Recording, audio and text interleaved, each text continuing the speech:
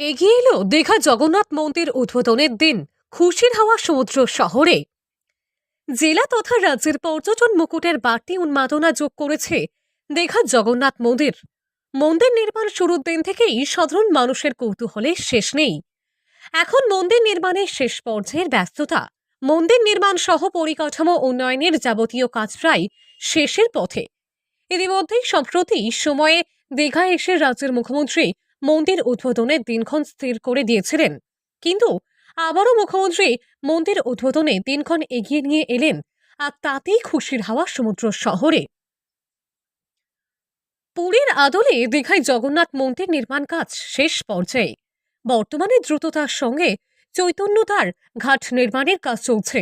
মন্দির এলাকার রাস্তা সম্প্রসারণ, বিদ্যুতায়ন, প্রশাসনিক ভবন, ভোগ বিপণন কেন্দ্র তৈরি সহ যাবতীয় কাজ প্রায় সম্পূর্ণের পথে। সেজে উঠছে চারপাশ, একেবারে উৎসবের পরিবেশ। এরই মধ্যে কলকাতার বিশ্ব বাংলা কনভেনশন মঞ্চ থেকে মুখ্যমন্ত্রীর উদ্বোধন সংক্রান্ত ঘোষণায় আনন্দে মাতোয়ারা সমুদ্র শহরের বাসিন্দারা। গোটা দীঘা জুড়ে খুশির হাওয়া এনে দিয়েছে জগন্নাথ মন্দিরের উদ্বোধন এগিয়ে আনার খবর। আগামী 29শে এপ্রিল উদ্বোধন হবে দীঘা জগন্নাথ ধাম সংস্কৃতি কেন্দ্র, এমনটাই জানিয়েছেন মুখ্যমন্ত্রী।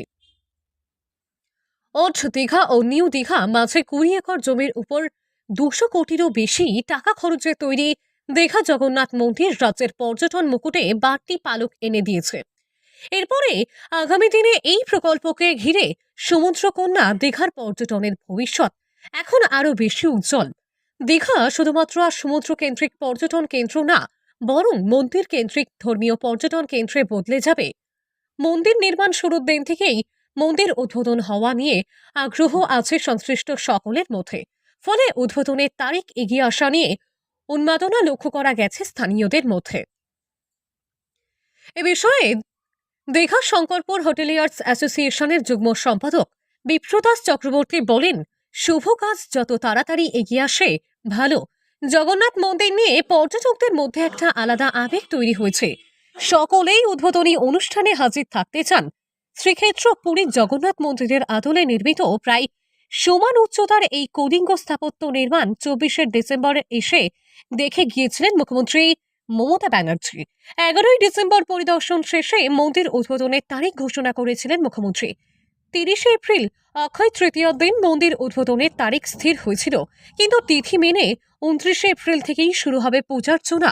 মুখ্যমন্ত্রীর উপস্থিতিতে হবে উদ্বোধন অনুষ্ঠান, অর্থাৎ একদিন আগেই উদ্বোধন হচ্ছে মন্দিরের, আর তাতেই খুশির হাওয়া দীঘা জুড়ে।